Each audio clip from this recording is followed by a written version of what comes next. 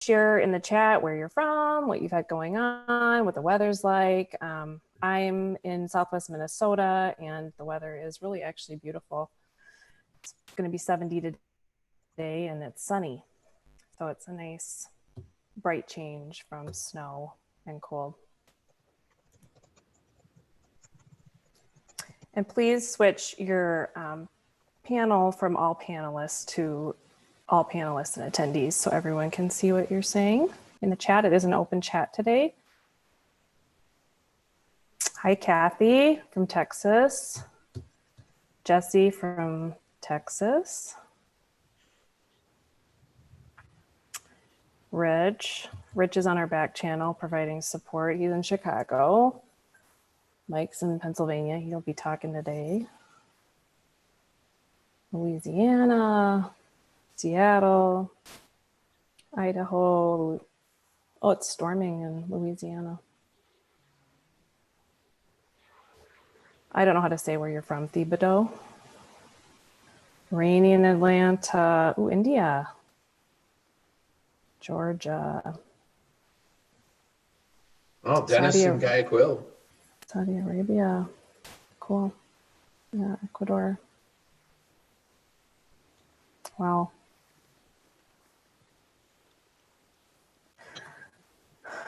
We'll just give it, let's see. There's still a few people trickling in here. Oh, my slides. Jeez.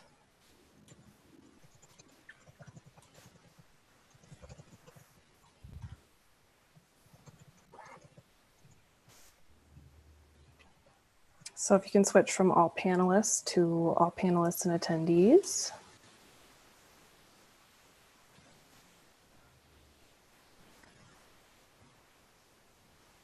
Again, if you're joining us, this is Elements of the Learning Ecosystem Canvas webinar today with Allen Interactions. If you're just joining, please make sure you switch from all panelists to all panelists and attendees. My name is Carrie Zenz with Allen Interactions. We will be doing some tweeting on Twitter today. Our handle is @CustomELearning, and the hashtags we'll be using are Allen Webinar and Learning Ecosystems. I think we're going to go ahead here and get started.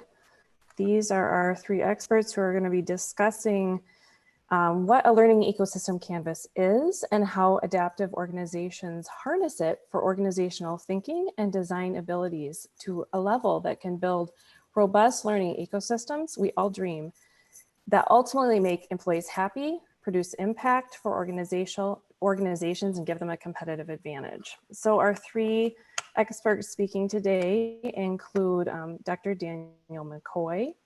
He is an experienced Chief Learning Officer and a strategic learning leader for industry, education, and government sectors.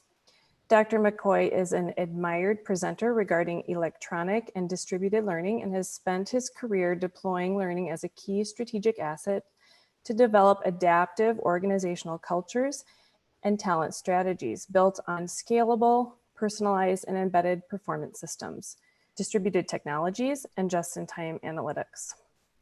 Michael Hrishka with Allen Interactions is a technologist and design thinking practitioner with experiences spanning across standards, emerging technologies, learning, and science. He is a former researcher at the National Institute of Standards and Technology, and he provides technology, business model, and innovation solutions for Fortune 500 companies, government, and startups. He researches, strategizes, and designs learning and technology solutions and products. Christopher Allen is the Chief Strategy Officer at Allen Interactions with a primary role of focusing on developing tools and technologies that enable organizations to prioritize and prescribe the best treatments to achieve business outcomes. He's a sought-after authoring, instructional design, and agile speaker and trainer with more than a decade of experience building cutting-edge digital products and services. So with that, I'm going to turn things over to Christopher Allen.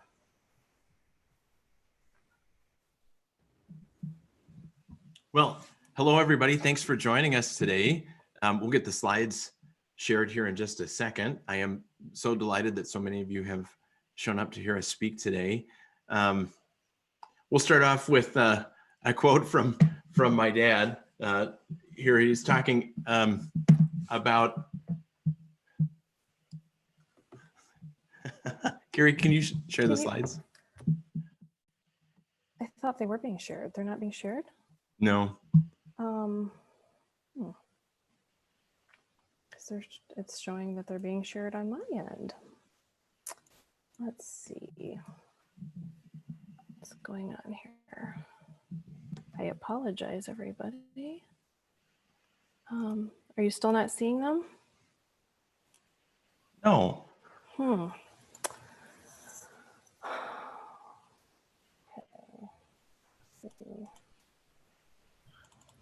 Such is the world that we live in now. I know, they're showing like in presenter mode for me, so I don't know what's going on. Okay. Worse things have happened on Rich, is there anything you can help me with?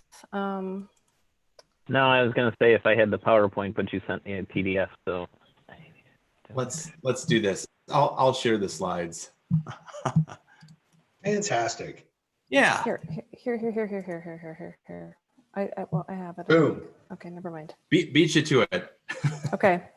So a great quote here to start. We learn not only with our minds, our intellect, but also with our emotions. And I'm going to be talking a little bit about that today.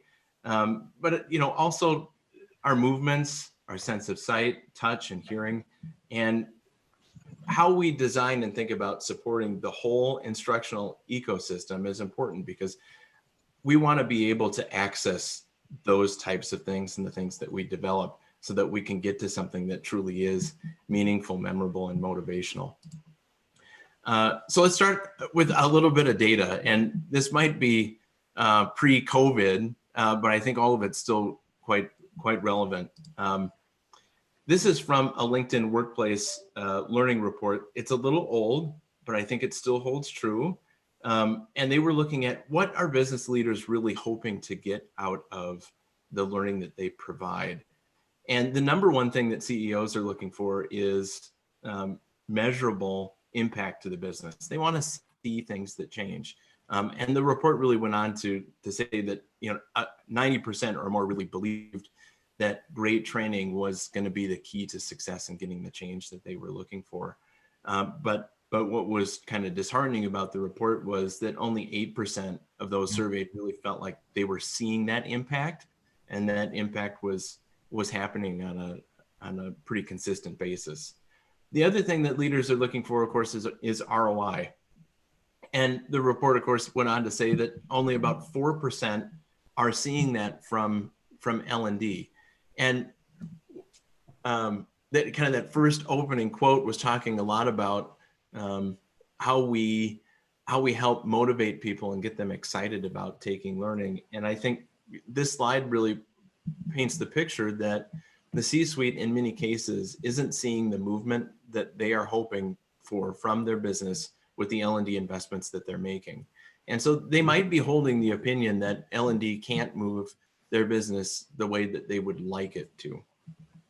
And I like showing this kind of in relationship towards what's happening in the market, or what was happening in the market in the fall, which goes to this point about S&P 500 companies. They used to, once you got into the S&P 500, you had a pretty good chance of staying there for a long period of time.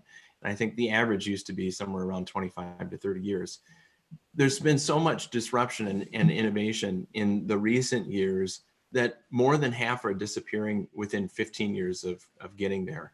And of course, there's been lots of change in the way that we buy and do commerce. So it's important to, when you've got a hot iron, to strike and make sure that you can move and adapt. And L&D really can be that if we design it correctly. This next study really gets to the heart of what does L&D think about its own performance and how they are delivering to the organization. This one comes from a survey from HR.com, where only 16% of people agreed that their L&D function was excellent. So not a very large percentage internally thought that they were doing a good enough job. And only 22% strongly agreed that their learners tend to be engaged. So we've got this general recognition, I think, in organizations that L&D could be a lot better. This one I think is interesting. This came from ATD. At the last edition of ICE that we were at in May 2019, we had an opportunity to come across this in the lounge for ATD members. And what's interesting, I think, about this suite of pain points is there's lots of stuff that I think we can all relate to in what makes our work difficult. So we want to have better impact, and the C-suite certainly is looking for it. But we have a range of interesting problems that we encounter kind of all the time. The lack of time for training for our employees. We're rushed or asked to implement new technology. It's difficult to get management buy-in, partly because they don't believe or haven't seen in the past that learning is going to make a difference for their business. Working with subject matter experts, scheduling time, all these things interrupt our ability to do the best work that we would like to. So I'm kind of curious how this slide in particular resonates with you. And I think we've got a little poll that we can ask here about what are your biggest pain points, and what do you feel is the thing that is impeding you from being able to do really great work.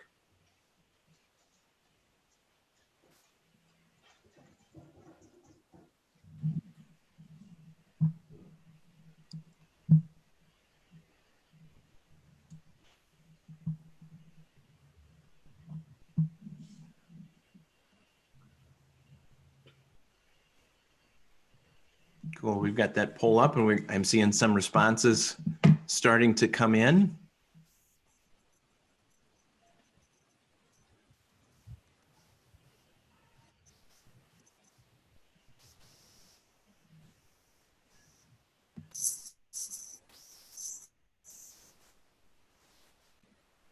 We'll give it just a few more seconds. I find the live poll reporting on Zoom interesting. It's kind of like a horse race. I'm unsure which selection is going to win.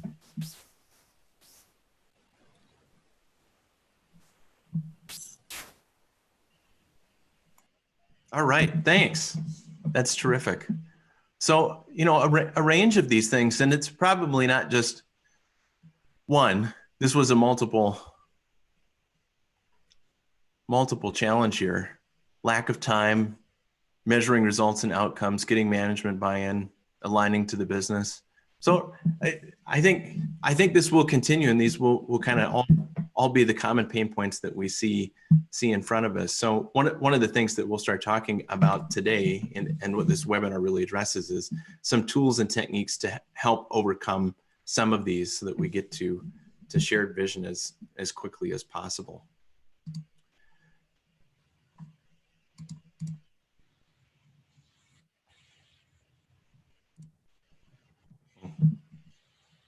So I'm going to pass this slide off to Dan McCoy to talk a little bit about designing for business impact.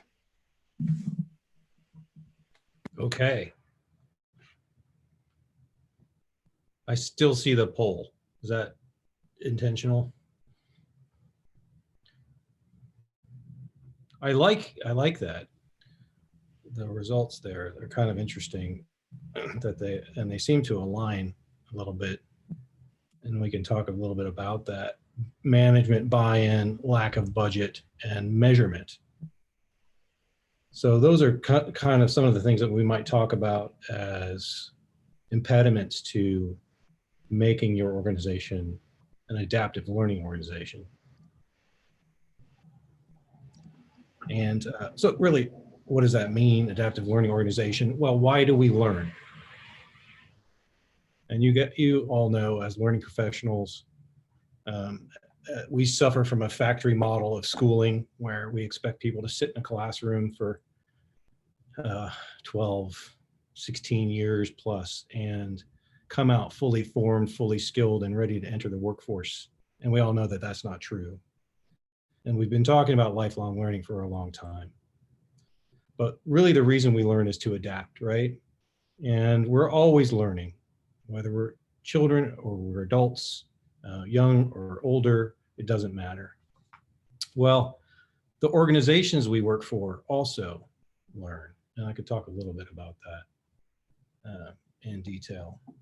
But that's really our framing and our approach to thinking about learning and development and how you can bring value to your organizations. Is to think about your organization as a living ecosystem that needs learning in order to survive and adapt, and the kind of changing landscape that we're seeing now. And the kind of landscape where half of the S&P 500 companies are either acquired or go out of business. So we've identified some principles behind this to make it simple, but really what we're talking about is complexity.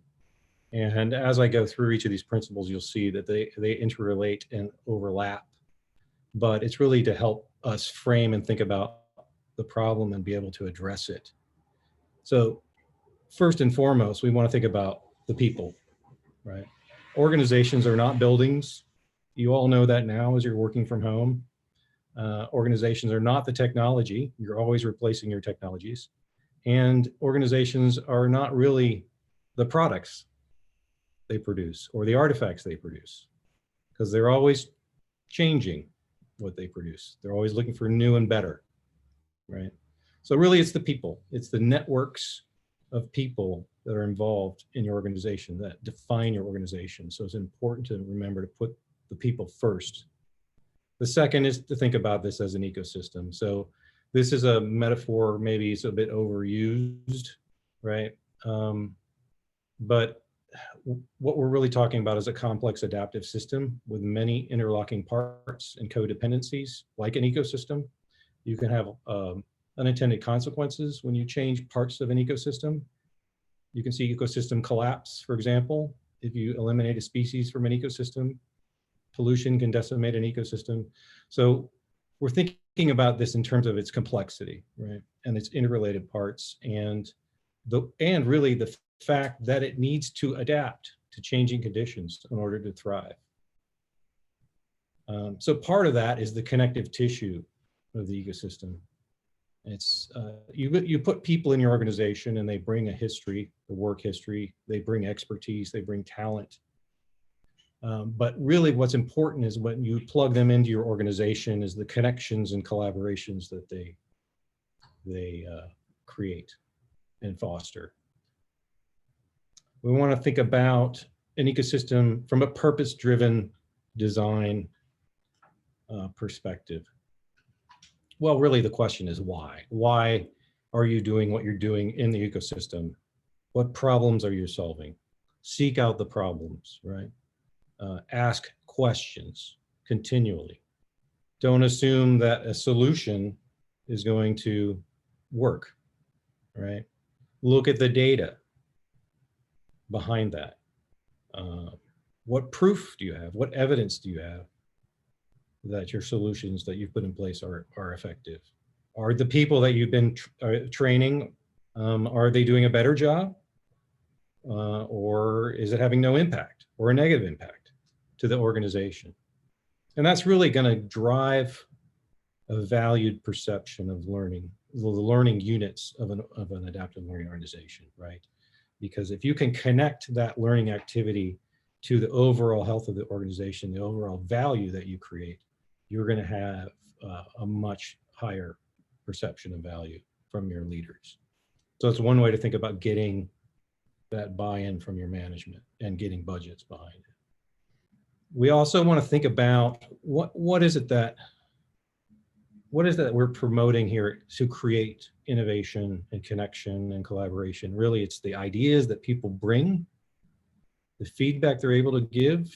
So an ecosystems approach is not a top-down command and control approach, really, right? It's kind of a bottom-up way of thinking about it, and everyone's ideas and feedback should be valued. And really, like, what are the outcomes? Going back to the data-informed strategy. Are you making an impact? Are you bringing value? And lastly, technology is just one way for you to do your job, right? And you're going to swap it out. You probably have been through multiple LMS changes so far, and digitization strategies and things like that. It's always going to change. It's always going to be a pain, but it is an important part, obviously, of our life. If we think about it now, working from home, we wouldn't have been able to do this 30 years ago, right? The whole economy would have been shut down. So that's my spiel on that. But obviously it's a complex problem, and for a learning organization to wrap your arms around it, you really need some tools and frameworks to think about it. And Mike Rushka is going to talk to you a little bit about some of the approaches we've taken to that. Thanks, Dan. Thanks, Christopher. Yeah, the case here is that our businesses that we work with and for all need us to do better. There's a complex environment out there, and visualizing complexity is a difficult thing. We're going to talk a little bit more about design thinking, but design thinking is a way to be able to visualize complexity. And so when we look at a learning ecosystem, it's this complex thing, but being able to visualize it today helps us understand where we might think about it in the future state. And they're essentially elements of the learning ecosystem. And we're going to show you the canvas, the tools, and some approaches, and then give you some resources that you can start to kind of run with us on your own. So one thing at the core of anything is, what is the value proposition that you're trying to deliver to the learners and the end users? Having a value proposition gives you the ability to actually measure that value proposition and how you're delivering it. So in terms of measurable outcomes, business outcomes, and user outcomes, having a value proposition that's clearly articulated gives you the ability to measure those value metrics. Another important thing in human-centered design approach is thinking about the relationships that you really want to have with the users, or the ecosystem will have with the users. And how would people describe that? And if you think about how people describe their relationship with learning ecosystem today, and what words they use and what words they might use tomorrow, those might be two different things, but this gives you a lens to evaluate that relationship. Next thing is understanding deeply what are your learner segments and journeys in the ecosystem. This starts to give us a map that will show you that you can start to connect the dots on. And then in terms of channels, good question on value metrics at startups. I will come back to that, I promise you. And then channels, how are you reaching people? How can you reach people?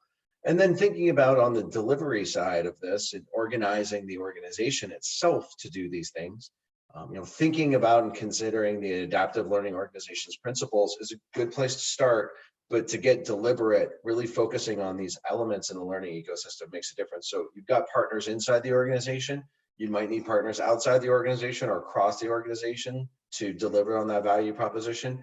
There are things that you have done and things that you will have to do related to activities.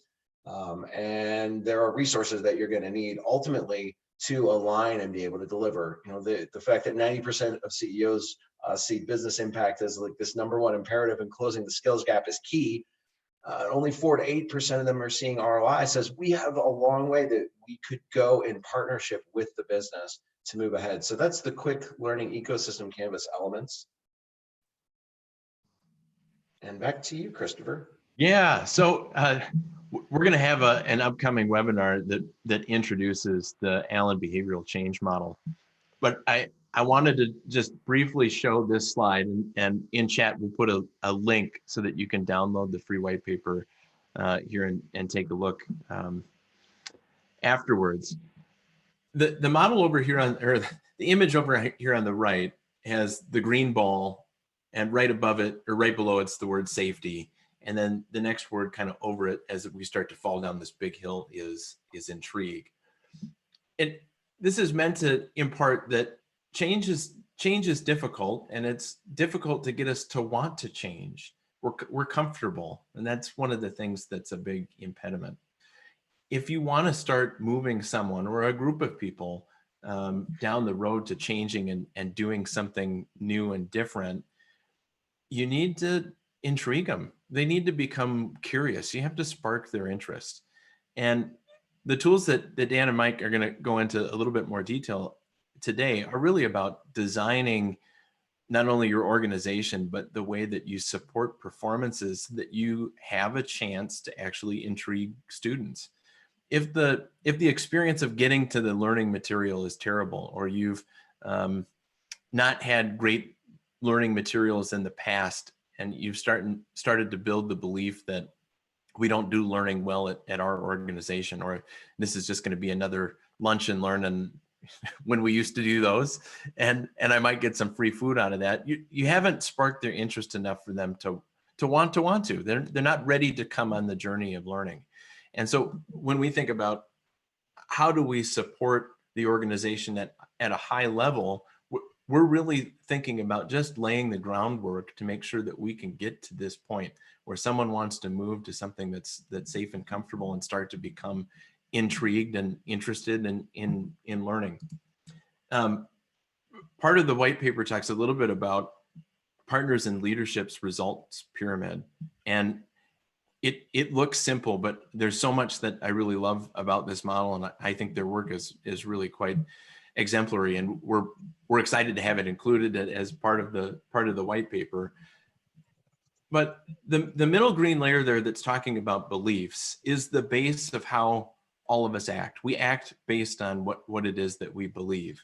And if our learning ecosystems, the way that we access material, the way that we've designed and supported material carries a belief inside the organization that it isn't any good, that it doesn't move the metric, certainly not the metrics that we need personally so that we can climb the ladder, gain new skills and feel like we're confident and competent to be able to perform when asked, we're unlikely to engage in the next learning experience that comes along.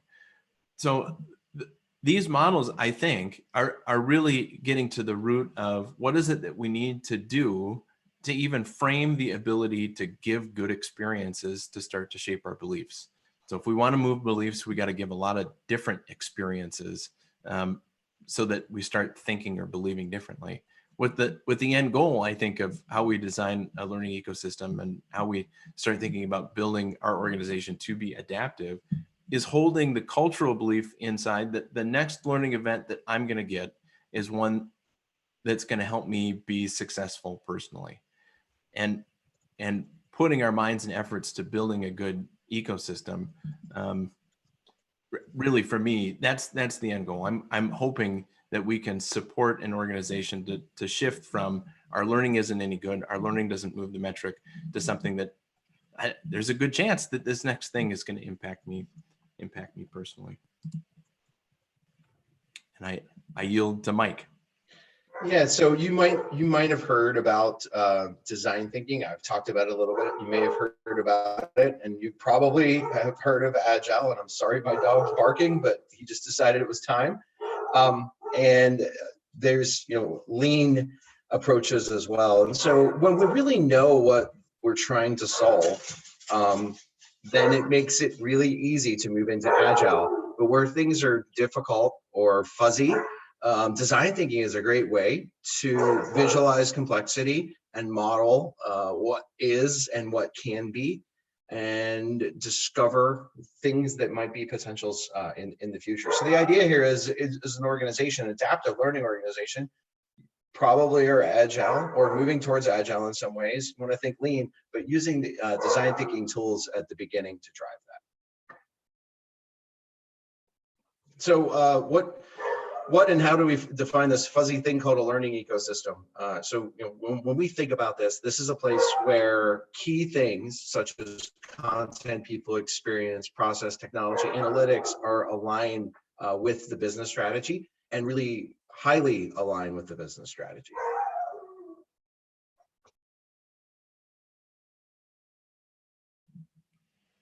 So you might be asking, so what's all inside my ecosystem? Well, it's a bunch of stuff, things that we design and things that we deliver, and the things that they bump up and come into contact with. This first set of things in green here might be things that we're really familiar with and have a great hand in delivering VILT, putting together mentoring programs, putting together a business simulation. On-demand or asynchronous opportunities, including everything from performance support to online help, and social, where we go, who we ask questions of. I'm sure lots of us have moved now to some other system in order to keep that social component going. We use a combination of Zoom and Slack at Allen in order to keep our collaborative systems rolling. Online, everything from augmented reality to adaptive learning, micro-learning lessons, the things that we designed specifically for mobile devices. And then at the other end, I think there's some other interesting things that bump into how we formulate the vision that we're trying to share, which is there's ultimately what's driving everything over here to the left is business strategy. Someone has identified a need that we need to provide skills and support for our people so that they can do something differently. And all of these things kind of interweave and connect and touch each other, not just as they're laying out in this honeycomb, but they bump into each other all over the place. And how they bump into each other and how we access or pull through all of these different things starts to set that baseline experience. You know, if it's uncomfortable to use your portal, it's uncomfortable to find the things that I know that I need, you start to hold that belief that we don't do learning and we don't support our people here really well. Even if some of the other honeycombs are done really, really well, right? If the front end part of that experience is one that's not pleasurable and one that you don't want to go down, even someone who started to become intrigued and is interested in learning more, it might be unlikely to get all the way down to the good stuff. So as we think about putting all of these things together, we got to realize that it's not just a discrete experience inside one of the boxes, but it's the holistic experience of how all of these things mesh together. So we've developed something called the Learning Ecosystem Canvas, which we're going to dive into. Just from a background, this was a derivative of something called the Business Model Canvas. If you're designing a business model, Alexander Osterwalder's book is a fantastic way to visualize the complexity and also reduce it to simplicity. We've made some modifications to that Creative Commons work, and we have the Learning Ecosystem Canvas, which is also Creative Commons. We put this out there. We want people to use tools, and we like to open source these types of things. Claire will be giving you guys a link to a blog on the Allen Interaction site that will have some templates and some other tools and talking about this if this is something that you want your team to use in some ways. But essentially, this gives us a visual way to look at the interrelationships as we are in our today's state and our future state when thinking about the Learning Ecosystem Canvas. One thing I really want to make it stressed, 40% of people said that the relationship with management was one of the things that they really wanted to try to solve. And I think it was 36% said business outcomes and measurements. And this is something that's going to help you have that collaborative conversation with management. We all don't necessarily all control our own budgets, and we have to get them sometimes, and we have to make the case for it. This is a great way to collaborate with people to be able to make that case and co-create. Thanks, Leo. All right, next slide, please. So the idea here is pretty simple. We need to be able to visualize the complexity. We all have lots of complexity. I've done learning ecosystem analysis where we've had 20 or 25 data points, and also ones where we've had 1,700 data points. Every organization is different, and every organization with the ability to visualize where you're at can start to develop an idea of where you can get to. So go ahead, next slide. So this is the canvas. This is something, we've got some large scale PDFs that you can print out and be able to understand the elements here. At the center is the value proposition. And so there's some question framework here around that. So this is an example kind of filled out really quickly. This would be like a 20 or 30-minute sprint that you do with a team to say, like, what value proposition are we delivering? Well, we all sat around the table and we kind of said, our goal is to provide opportunities for intentional and relevant learner journeys for continued professional development. And we really want to enhance collaboration and close development gaps. Having that singular value proposition gives you the ability to start to think about, well, how might you measure that? What things are you doing today that you consider to be important? No. What things are you doing today that you consider to be important measures? And what things might you be doing tomorrow along the way? I hope all of you that have dogs can appreciate that I have one on each arm right now. In terms of learner relationships, what do people think today? Hey, can you flip to the slide with the facilitation questions? Would you mind? There we go. Fantastic. So in learner relationships, like what if you went out there and you asked your users to describe 3 words when they think about the way that they interact with learning in your organization, what words might they use? That'd be really interesting because there's probably words that you would want them to use and the words that you would not want them to use too. So getting an understanding and visualizing the relationship that you want with your learners is really important. Another thing that's critical, especially in organizations with some scale and complexity, is understanding your learner segments. So what are the key journeys in the organization? What types of journeys are the most important? You can imagine things like onboarding and hypo identification and leadership development. All of these things are really important journeys. But you can imagine if you had a conversation with management saying, hey, these are all the things that we know we have to focus on. Where do we want to start to bet chips? Where will it make some business impact? This gives you the ability to order your Post-its inside of that map. And next is channels. How do you reach people today?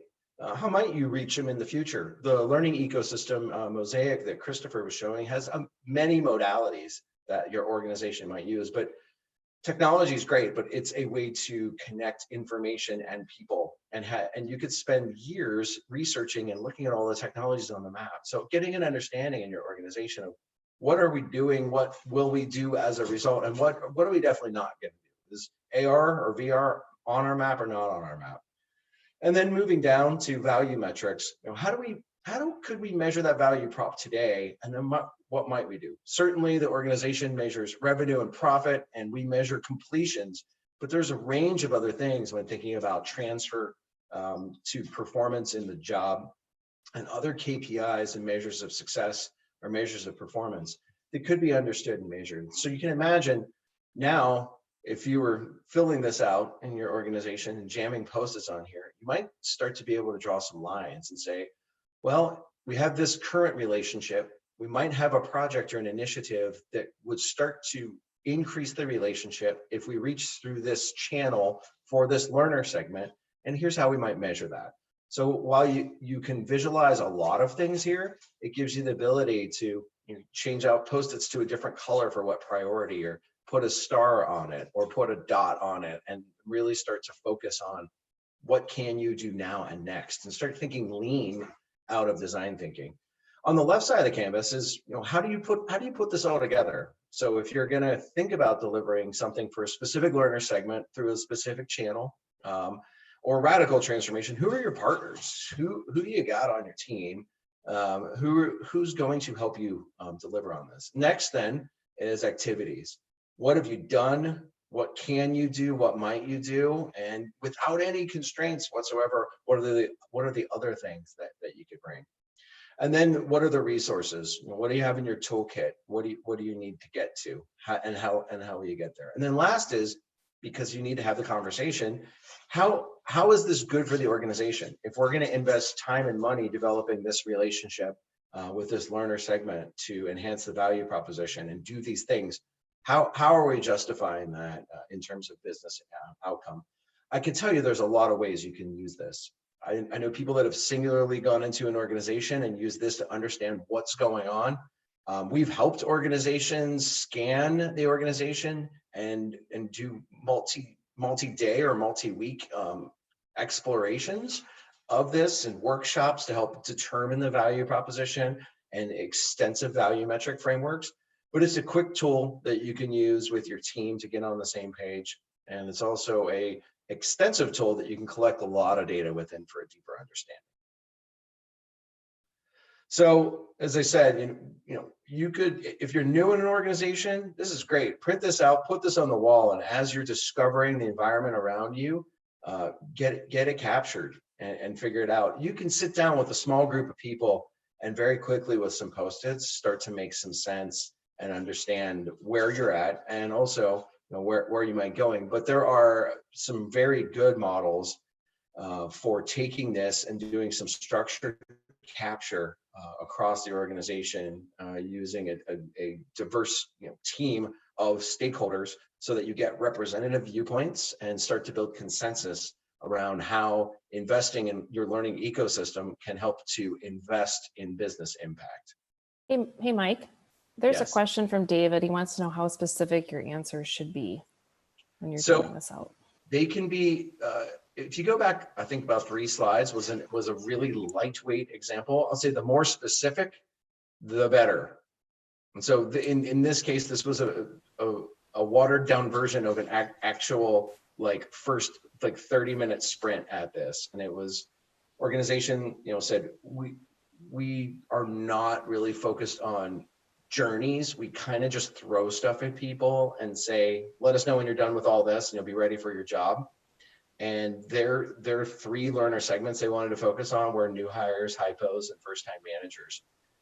When we racked and stacked this though, and really thought about the value metrics and the impact on the business, it was the first-time managers that went low. And it was the new hire and the investment in the new hire that could move the needle the most for business impact. And so this was an initial capture. Like I said, we've done these literally with 1,700 data points on them. And you can imagine challenges there, right? So imagine if you had 9 learning organizations in a company and they are all coming together to try to align what they're doing. So you could use this very lightweight, very simple. The whole goal here is to create a visual context that a team can plan and think about next efforts in, or think about a comprehensive transformation. I hope that answered your question. Thank you. So there's a lot of stuff that you can do with the data. As I said, you can certainly put lists, as you make a list, for example, in your learner segments. You could prioritize those, and you could work in concert with your other stakeholders to say, where do we want to put priority on investing in our people? You could understand priority across a range of different elements. The interconnectedness is really interesting, especially if you have multiple channels that you're using for learner segments. There are ways to do this with risk as well. You could color code your Post-its with high risk, low risk, or I control this, I don't control this. There are a lot of things that become very clear. I've had a lot of quotes like, I didn't realize how crazy my world was until I saw it all in one place. Or now that I see this all, I realize that this is possible and we can turn the corner. But my favorite thing is let's get enough data captured and then start to zoom in on something that's very specific, that's going to create impact for the business and have some kind of return on effort or return on investment for the organization. So that is the learning ecosystem canvas. There, as I said, the blog is there, the templates are there. This is something that you could start tomorrow. Those facilitation questions will help drive you on the map, but this is stuff that we'd love to do.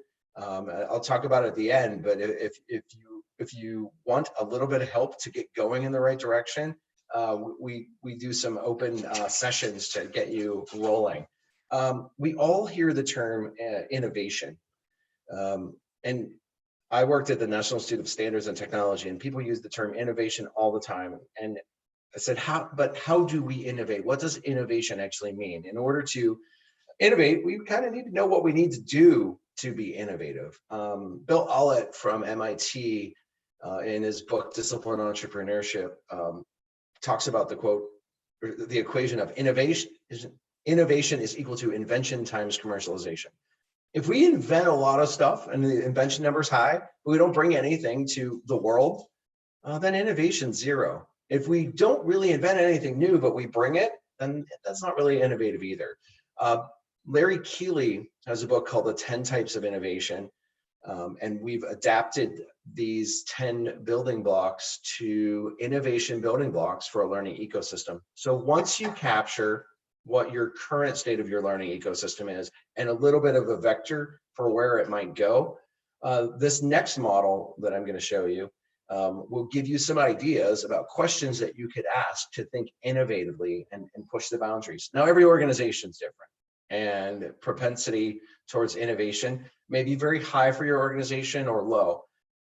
It just depends. And in this case, you can think about invention as having 3 blocks. One is the configuration. If you think about your learning and development group as operating inside of a chain link fence, this is how you measure the value that you're bringing to the overall organization. This is how you measure the connectivity out of your fence into the network of other people that you're working with. This is how you structure and align the talent and assets inside of your L&D organization, and what process you're using. And we all use different things, from Addie to SAM and other methodologies. So how do you align the group? How do you have the right processes? How do you connect outwards with people? And how do you measure that value that you're creating? Next thing is the ecosystem performance. Overall, you might have 2 or 22 technologies that you're reaching out to your learners. But what are those distinguishing features and functionality? Is it the view that it's a university and you're signing up for things and it's guiding you a little bit, or is it the view that it's your guide and mentor and working along the way? So asking these HMWs, or how might we questions around these different innovation building blocks, is helpful. And then last focus area is the experience. So how do people see you? How are you representing? Are you X company, university? Are you blank learn forever? There's a lot of ways that you could market the perception of your learning organization inside of your organization. And then what are things that you could do to amplify the value of the offerings? What other services could your organization provide? Essentially, think about this like creating a business inside your business. And then what are those channels? You thought about them in the learning ecosystem Canvas exercise, but what are those really interesting channels that you might use innovatively to move out and increase the last thing, which is engagement? How are you going to foster compelling interactions with your learners on an ongoing and consistent basis? So the learning ecosystem Canvas gives us a base for understanding and a little bit of a point of departure. And then we will add the link for this and show you a template for how you might take these ideas. But you could just take this view and put it on the wall, ask these questions and facilitate a discussion, capture data. One of my favorite things that I like to do if I have a bunch of people ideating is to have people dot vote. For those of you not familiar with dot voting, maybe we have 12 items we want to see the priority on, and we want to get the group's perspective. What we would do is say everyone gets 5 dots, pick 1 or 2 or 5 items and put as many dots as you want to on those items. Gives you a quick way to leverage the collective intelligence of your team to do that. Next slide, please.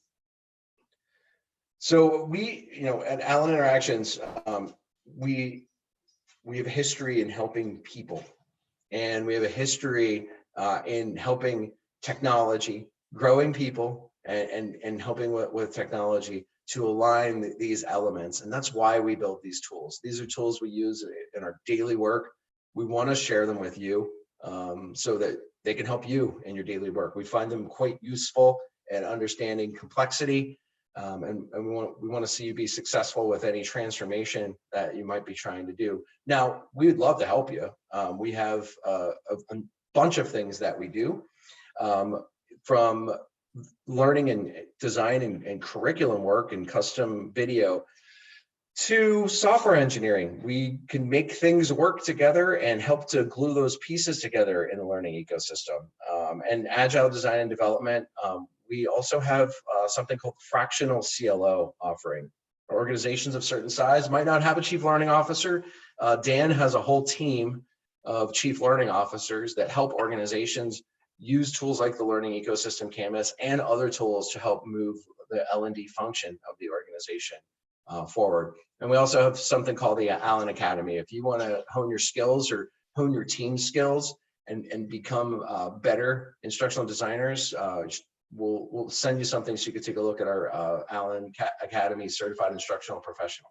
We would love to help you. We have a offering of some free 90-minute workshop session. We'll use Zoom. We'll give you a little bit of homework, and then we'll use some visual tools to walk you through and facilitate your team working through a learning ecosystem canvas. At the end of this, we will help you visualize the context of your current learning ecosystem, help you kind of think about what the future stuff is, and we'll give you the visual summary of that. All we ask is you do 8 minutes of prep work and bring your team, and we will facilitate you walking through and visualizing the complexity that you might have. There's a question from Sarah. She says she loves the idea of building an L&D business within our business. Any tips on how to make the case to management, even just to open the door to the conversation? Yeah, absolutely. Sarah, so the first thing is saying, we want to do a better job. We want to serve the business. We are really committed to creating impact. We want to be a performance partner with the business. And we have some new tools and techniques. In order for us to be a good performance partner, we just don't want to be an order taker for you, and we don't want you to think we have a crystal ball. We want to work with you, and we want to roll up our sleeves with you and collaboratively plan where we might go based upon where we agree that we are all at. You can certainly, if that wasn't enough points for you, I'll throw my email in the chat, and you can certainly email me, and I'd be glad to give you some other language too. Let's see. Someone asked, how do you stay out of rabbit holes? Yeah. That's a great question. You time box everything that you do. So, in terms of value proposition, like what I normally would do is give everyone an example and say, come to the meeting with your value proposition ready. We would discuss them. And then I would say for learner relationships, all right, guys, 8 minutes. Let's get all the words out for what people think about us today. 4 minutes. What do we want them to think? 4 minutes for what we don't want them to think.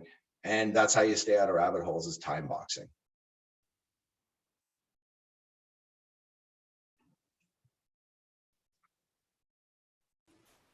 Let's see, any more questions? There was a question earlier from Corky.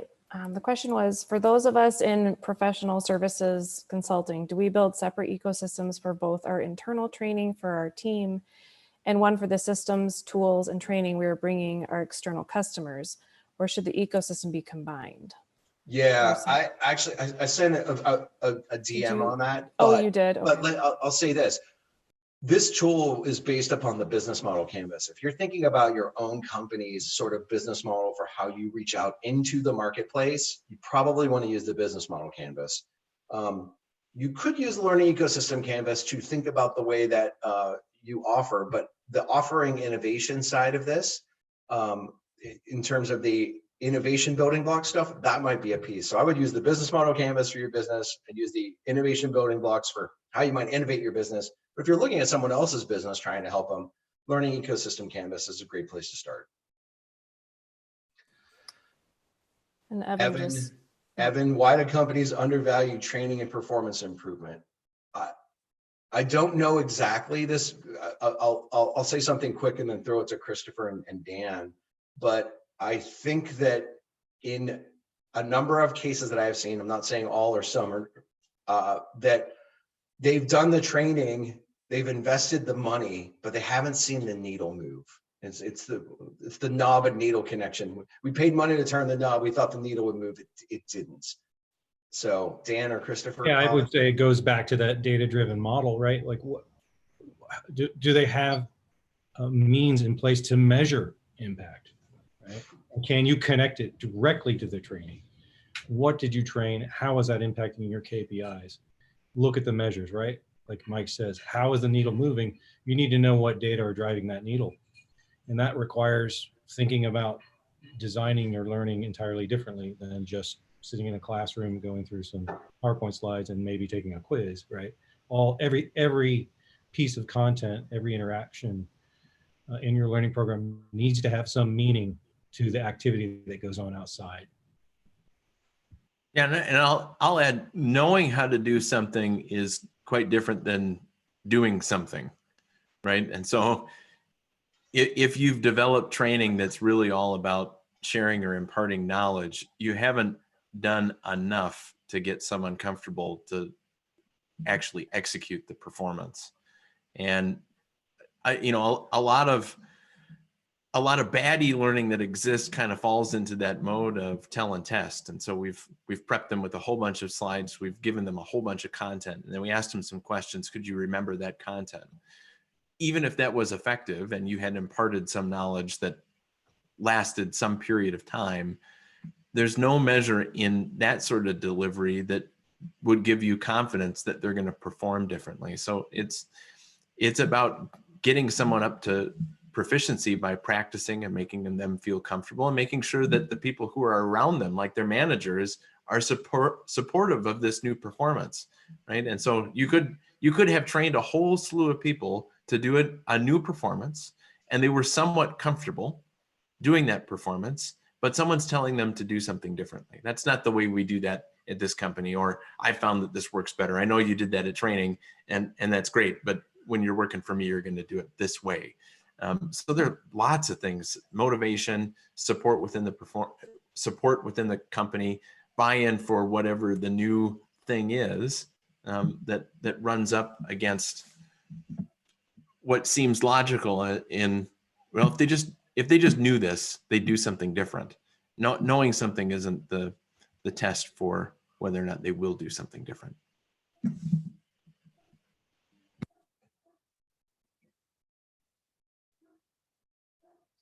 Dan Balzer, looks like you have a question here. What resource do we have on designing a virtual session around a problem with skill building versus transmitting content?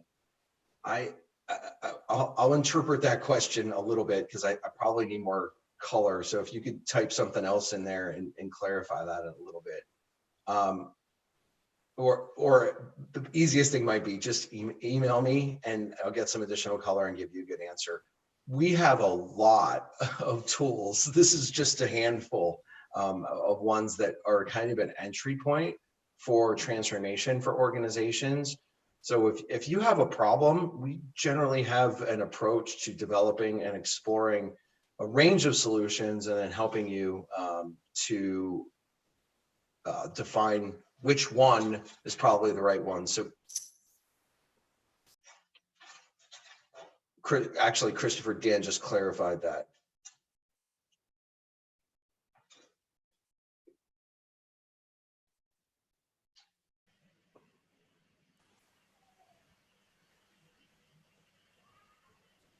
Terrific. Okay. Terrific. So next week, we've got another webinar coming up on using selective fidelity in immersive learning systems. And this webinar will be led by Dr. Dennis Foles. Talk about what selective fidelity is and how to assess behavioral fidelity so that you can match it up to the right sort of treatment. Talking about virtual reality, augmented reality, mixed realities, and discussing methods to guide investment decisions and the positive impact that selective fidelity could have on learning and training. So that'll be a terrific webinar. And a nice closing slide to say thanks for joining us here this afternoon. Really appreciate it. The questions were fantastic and good discussion. Yes, Thank you guys for attending. I hope that I hope you can take these tools and start doing stuff. We're here to help. we have a lot of tools and experience using those tools, and we can guide you in a number of ways. So please let us know how we can help you. And we have a canine unit. People loved the dogs, Mike. I don't know if you saw those comments, but they just said this whole situation, just makes us more connected and more human. Yes, that's him. There he is. He looks guilty, totally guilty. Totally guilty. So we'll be sending out all of the materials, the recording, and access to the tools, the consulting session, everything that was covered today via email within 24 hours. So you'll all be getting all of the materials. Thanks again for everything you shared on Learning Ecosystem Canvas and the tool. And everyone have a great rest of your day.